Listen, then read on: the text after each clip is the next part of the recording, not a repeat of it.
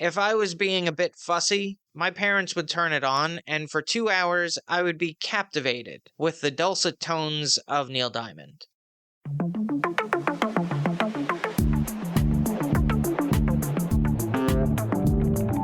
Just what you've been waiting for. Movies, TV, music, and more. Follow, subscribe, stay up to date. Episodes drop every other Monday. It's the man, watch that. It's the man, watch that. It's the man, watch that podcast. Hello there, everybody. Welcome to the Matt Watch That podcast, the place for reviews, rants, and randomness. I'm your host, Matt Seroski, filmmaker, film fan.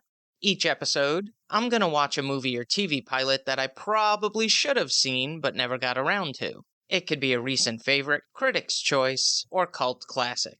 To join in on the conversation, follow me on Twitter, Instagram, and Facebook, at Matt Seroski. You can subscribe to my YouTube page where I'll post videos and clips from the show.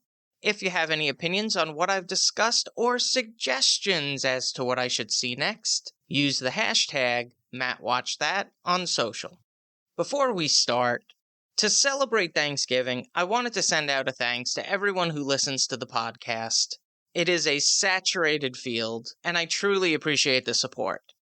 I also wanted to talk about my favorite turkeys, bad movies that I thoroughly enjoy. Now, I believe I've talked about my fondness for the film Airheads, the one starring Brendan Fraser, Steve Buscemi, and Adam Sandler. Yeah, that one. But I'll be honest, I'm way too lazy to go back and listen to my podcasts to find out. But that one's my favorite. That's always the answer. If it comes on the television, I have to watch it. It's a stupid, fun movie. So I'm going to focus on another turkey. No Holds Barred. Produced by Vince McMahon and starring Hulk Hogan, you can already imagine the quality of this film. Its plot is straightforward. Tom Brell, a ruthless TV executive looking to boost the ratings, tries to entice wrestling heavyweight champion Rip Thomas over to his low-rated world television network. After turning down the offer, Mr. Brell creates his own wrestling program, Battle of the Tough Guys, and finds an ex-convict, Zeus, as his star. After his brother Randy is hospitalized by Zeus, Rip vows revenge, and the two forces collide in a no-holds-barred match. It features wrestling commentary by Mean Gene Okerlund and Jesse the Body Ventura, along with the ring announcing of Howard Finkel. There are a couple of wrestler cameos here and there, so keep your eyes peeled for that. So to promote the movie, a crossover with WWF programming occurred when Zeus appeared in character on Saturday night's main event, attacking Hulk Hogan before his steel cage match with the Big Boss Man. The angle was that there was legitimate heat between Hulk Hogan and Zeus on the set of No Holds Barred. Over the next few months, a series of matches took place between the two. Zeus was portrayed by Tom Tiny Lister Jr. I will admit, as an 8-year-old, I was scared of the human wrecking machine. Who wouldn't be? He's 6'5", 300 pounds with a unibrow and a Z shaved into his head. You wouldn't want to meet that in a dark alley. He's a character actor who would go on to appear in Universal Soldier, Friday, The Fifth Element, Jackie Brown, and Little Nicky. It was directed by Thomas J. Wright, who worked on the series Beauty and the Beast, The Twilight Zone, The X-Files, and Supernatural. The movie debuted at number 2, earning almost $5 million at the box office, behind Indiana Jones and the Last Crusade. It would go on to gross over $16 million. It's not a very good movie. If you need proof, this is an excerpt of dialogue. Rip asks, "What's that smell?" The scared limousine driver says, "Dookie." Yeah, that's what we're dealing with here. Despite this, there is something very comforting about this film. It's a solid B movie. It doesn't take itself too seriously. It's never boring. The action is pretty decent. Zeus is a formidable villain, and makes you doubt if Rip could actually defeat him. I mean, in the end, you know what happens. So what are some of your favorite bad movies, aka turkeys? Hit me up on social media using the hashtag MattWatchThat. On to the main attraction. Each review will end with a ranking out of 5 stars. 1 star is skip it, 2 stars watch at your own risk, 3 stars standard fare, 4 stars worth checking out, and 5 stars must see. Now, if I give a title 5 stars, it doesn't mean I'm comparing it to Casablanca, Jaws, or Seinfeld. I rank titles based on other movies or TV series in that genre and at that time period. On this episode of the podcast, I'll be reviewing Soylent Green from 1973. It was directed by Richard Fleischer, who helmed epic 20,000 Leagues Under the Sea, family film Dr. Dolittle, sci-fi adventure Fantastic Voyage, World War II drama Tora Tora Tora, and cult classic Red Sonja, and won an Academy Award for Best Documentary Feature for Design for Death. 2 fun facts for you. He also directed The Jazz Singer, not the groundbreaking 1927 movie starring Al Jolson, with the first appearance of audible dialogue. No. The 1980 film featuring Neil Diamond and Laurence Olivier. Apparently, I loved this movie as a child. If I was being a bit fussy, my parents would turn it on, and for 2 hours I would be captivated with the dulcet tones of Neil Diamond. Number 2, his father was Max Fleischer, a producer and animator who created Betty Boop and licensed Popeye the Sailor to be turned into a cartoon. The screenplay was written by Stanley R. Greenberg, who scribed episodes of The Defenders, The Bill Cosby Show, and Blind Ambition. It was based on the novel Make Room by Harry Harrison. It stars Charlton Heston as NYPD Detective Robert Thorne, best known for his roles in The Omega Man, The 10 Commandments, and Planet of the Apes. He won an Academy Award for Best Actor in a Leading Role for Ben-Hur. If you want a career retrospective, check out Season 1, Episode 12 of the Matt Forgot That podcast. Sol Roth is portrayed by Edward G. Robinson. The tough guy actor starred in Little Caesar, Double Indemnity, and Key Largo. His infamous quote, "Yeah, see," has been imitated by many actors, including Bugs Bunny, which is where I probably saw it for the first time. Tab Fielding is played by Chuck Connors, known on the big screen for Move Over Darling and Old Yeller, and on television as the lead on The Rifleman. He started his career as an athlete, playing professionally in the National Basketball Association and Major League Baseball, one of 13 people to do so. Joseph Cotton has a brief role as William R. Simonson. The stage, screen, radio, and television star appeared in Citizen Kane, Shadow of a Doubt, Gaslight, and The Third Man. One of the biggest stars of the 40s and 50s, a celebrated actor, yet has never received an Academy Award nomination. This is something to look out for. This was the third and final film that Charlton Heston and Edward G. Robinson co-starred in together. Robinson would pass away 4 months before the film's release. So let's jump into it. The year is 2022. The population of New York City has skyrocketed to 40 million inhabitants. Overpopulation, unemployment, and the greenhouse effect have led to shortages in supplies and housing. Only the elite can afford luxuries, while the majority of the populace scrounge and hustle for the essentials. To mitigate the deficiencies, the Soylent Corporation developed high-energy vegetable concentrate called Soylent Red and Yellow. They released a new product, Soylent Green, which was created with high-energy plankton gathered from the oceans of the world. One night, William R. Simonson, a board member of the Soylent Corporation, is murdered in his apartment. NYPD Detective Robert Thorne from the 14th Precinct is called upon to investigate. Here's a quote without context. "You know, when I was a kid, food was food, before our scientific magicians poisoned the water, polluted the soil, decimated plant and animal life." Soylent Green is a cautionary tale that more accurately predicted the future than other science fiction movies. While most people thought that we'd have jetpacks and flying cars by now, author Harry Harrison saw the negative effects that overpopulation, climate change, and supply shortages would have. The events depicted in the film are more extreme, but the timeline of events is pretty accurate in what we're experiencing now. Even though a dystopian future is portrayed, that's the only science fiction element in the movie. It's similar to Mad Max than Blade Runner. It has more aspects of a crime or mystery movie. I've never liked Charlton Heston as an actor. He's too over the top for me, but it's much subtler in this movie, and his performance is fitting. There is nothing truly offensive from an acting standpoint, everyone does an adequate job.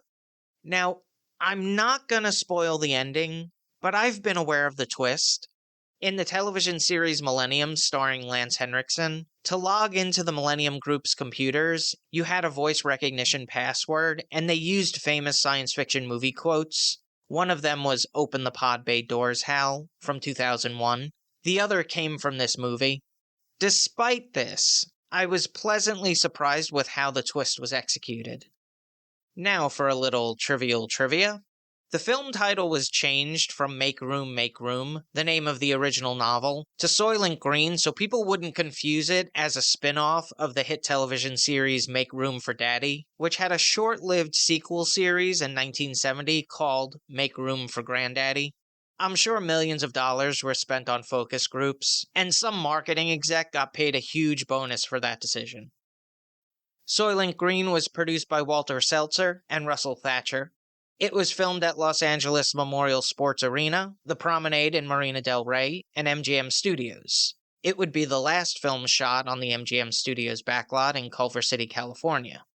The cinematography was captured by Richard H. Klein, whose filmography includes The Andromeda Strain, Star Trek the Motion Picture, Death Wish 2, Howard the Duck, and was nominated for 2 Academy Awards for Best Cinematography of Camelot and King Kong. It was edited by Samuel E. Beatley, who worked on episodes of The Four-Star Playhouse, The Rifleman, Zane Grey Theater, and was nominated for 2 Academy Awards for Best Film Editing of The Longest Day and Dr. Dolittle. The score was composed by Fred Myrow, who worked on the music for Phantasm, its sequels, and Survival Quest. The soundtrack featured classical pieces by Mozart, Tchaikovsky, and Beethoven. The runtime is 1 hour 39 minutes.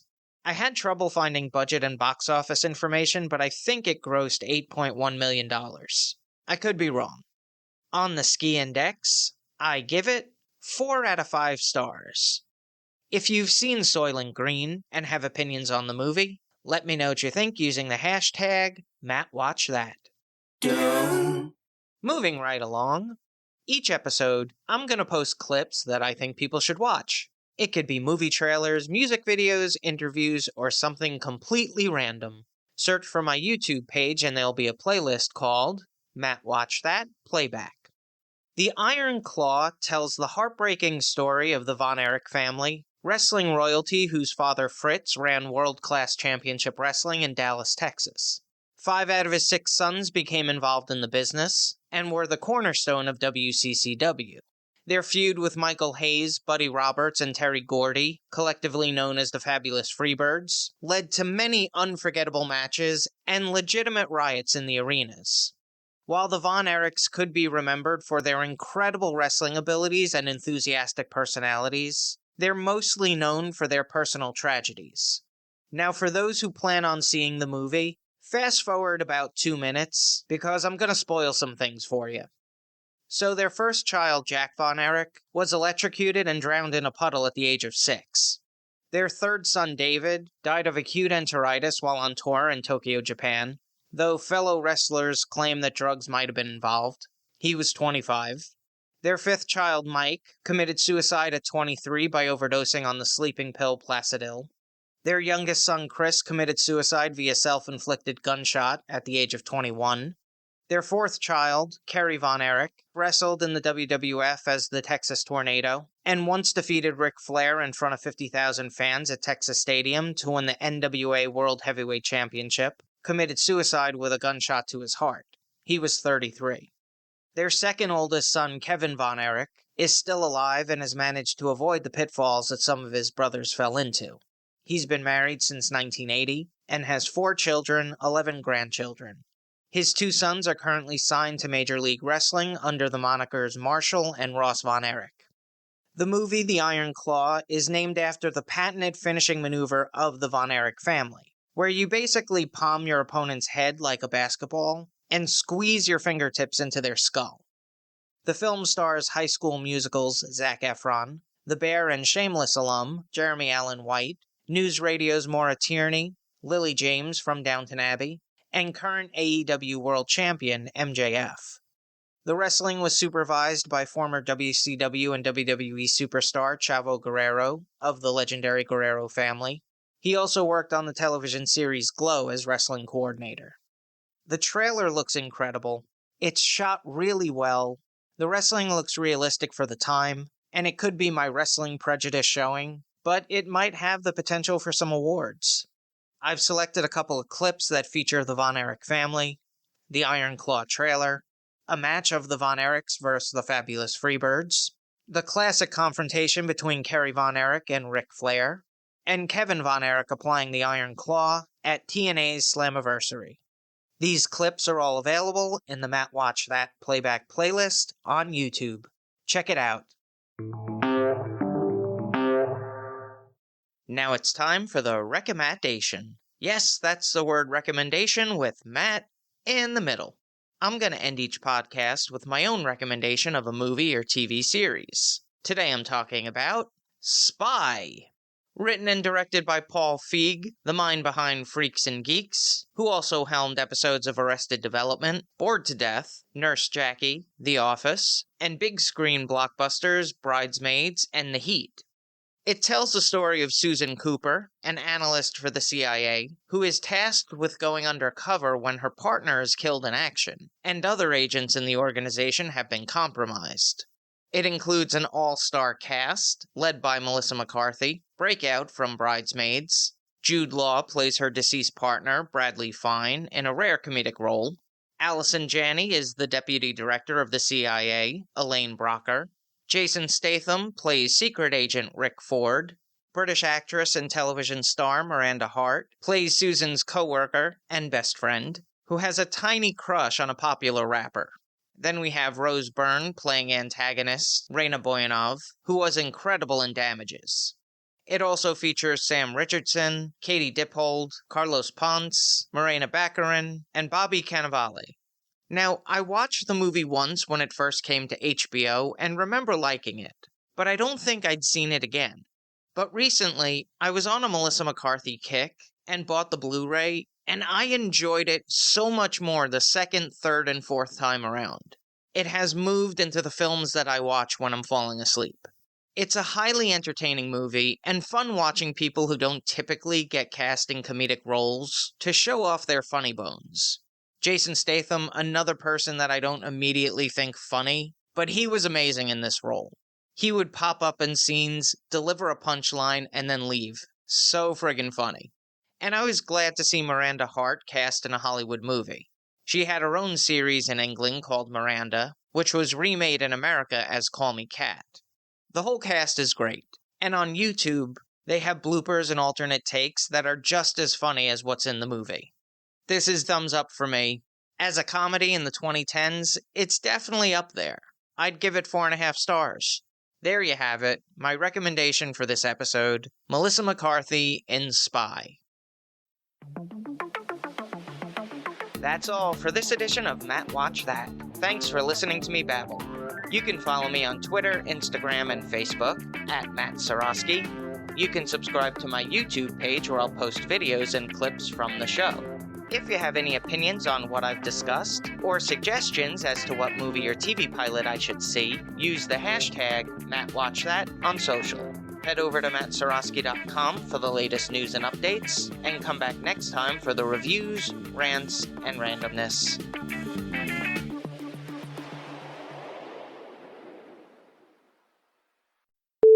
The cinematography was captured by Richard H. Klein, whose filmography includes The Ramadan. Even though a dystopian future is portrayed, that's the only scientific overpopulation, underemployment, I think I just made up a new stat.